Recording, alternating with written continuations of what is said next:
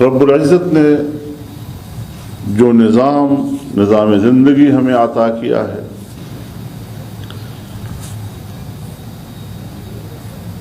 اس پورے نظام زندگی میں جتنے قواعد و ضوابط اللہ نے ہمیں عطا کیے ہیں، رہنمائی دی ہے، وہ انہی انسانی حقوق کے تحفظ کہ انسان چونکہ مدنی الطبع ہے، مل جل کر رہنے کی فطرت رکھتا ہے، تو پھر وہ ایک دوسرے کو حقوق کیسے ادا کریں گے، مل جل کر رہنے کے جو تقاضے ہیں وہ کیسے پورے کریں گے۔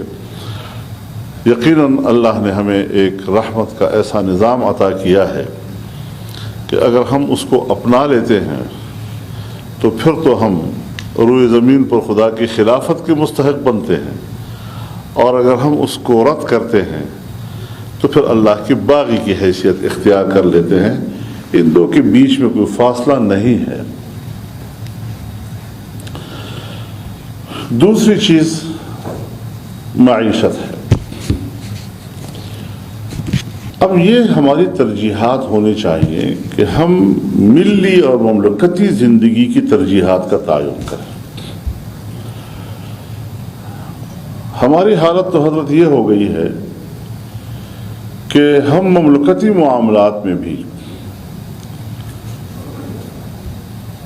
فضائل کو زیر بحث لاتے ہیں، عبادات کو زیر بحث لاتے ہیں، اور اس کو اولین ترجیح قرار دے کر جو مملکت کے تقاضے ہوتے ہیں اس کو ہم پیچھے ڈال دیتے ہیں۔ اس اعتبار سے حضرت ابراہیم علیہ السلام کو جب اللہ تعالیٰ نے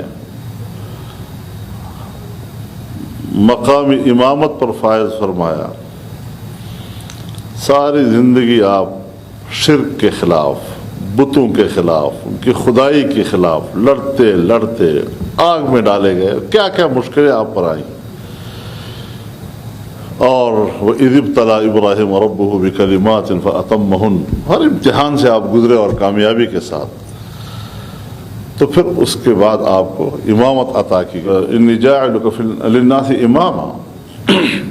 جو ہی آپ کو مقام امامت عطا کی گئی، اب آپ کی ترجیحات میں تبدیلی نظر آ رہی ہے۔ اب آپ فرماتے ہیں وَإِذْ قَالَ إِبْرَاهِيمُ رَبِّ اجْعَلْ هَٰذَا بَلَدًا آمِنًا وَارْزُقْ أَهْلَهُ مِنَ الثَّمَرَاتِ، اور آپ مومنین کے لیے مانگ رہے ہیں، اور اللہ فرماتے ہیں لئی قَالَ وَمَنْ كَفَرَ فَأُمَتِّعُهُ قَلِيلًا۔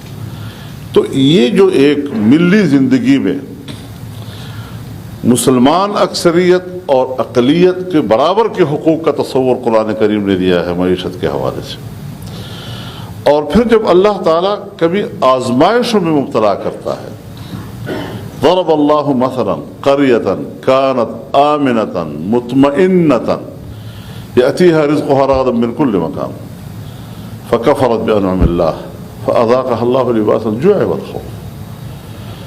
اب آبادی کی بات کی اللہ نے، اجتماعی زندگی کی بات کی، اور اس ماحول میں امن و اطمینان کی بات کی، اور اس امن و اطمینان کی جو علت بیان کی اتیہا رزقہا رغدا من کل مکان، لیکن جب ہم اس کی ناشکری کرتے ہیں، اللہ کے احکامات کی خلاف ورزی کرتے ہیں، اس کی وحدانیت اور اس کے نظام میں ہم کسی کو شریک بنا دیتے ہیں، تو پھر فکفرت بانعم اللہ، جب کفران نعمت کیا تو پھر دو مزے چکھائے اللہ نے، دو مزے، ایک بھوک اور ایک بدامنی، خوف۔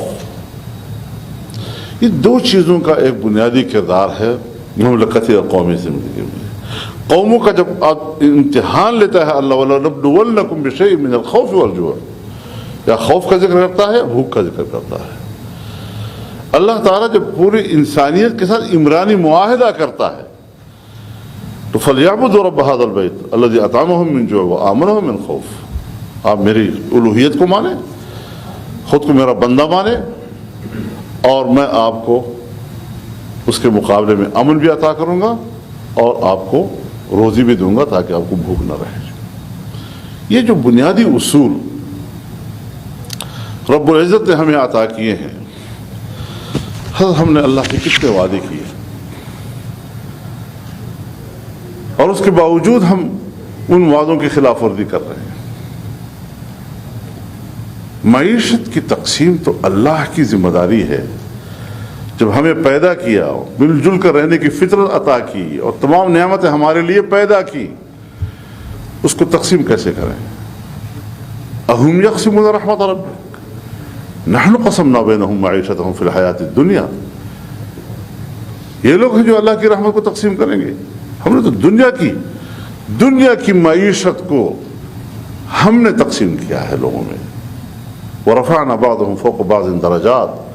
اور جو انسانی معاشرے کے اندر ایک فطری اونچ نیچ ہے کہ کوئی غریب ہے کوئی امیر ہے، ایک کے اندر محنت کی صلاحیت پیدا کر دی، بڑا غریب ہے لیکن اس کی قوا مضبوط ہے، ایک کے اندر دولت کی صلاحیت پیدا کر دی، لیتخذ بعضهم بعضا سخریا، تاکہ یہ طبقات اور اپنی اپنی مستقل صلاحیتوں کے مالک ایک صلاحیتوں میں ایک دوسرے کو مسخر کریں، ایک دوسرے سے وابستہ ہو جائیں. اسی بنیاد پر ہم کہتے ہیں کہ دنیا ہمارے وسائل پہ قبضہ کیوں کر رہی ہے؟ ہمارے پاس وسائل ہوں گے لیکن ہمارے پاس ٹیکنالوجی نہیں ہے.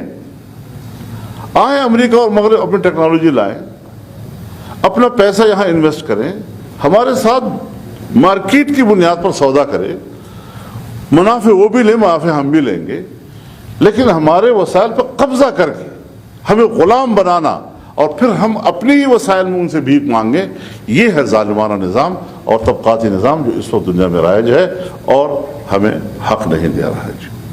مغرب کی سرمایہ داریت ہے، پورے سرمایہ کی ملکیت افراد کے ہاتھ میں اور ریاست فارغ، یہ پرائیویٹائز، یہ پرائیویٹائز، یہ پرائیویٹائز. اس کے مقابلے میں کمیونزم ہے تو تمام سرمایہ کا مالک ریاست، فرد فارغ. یہ وہ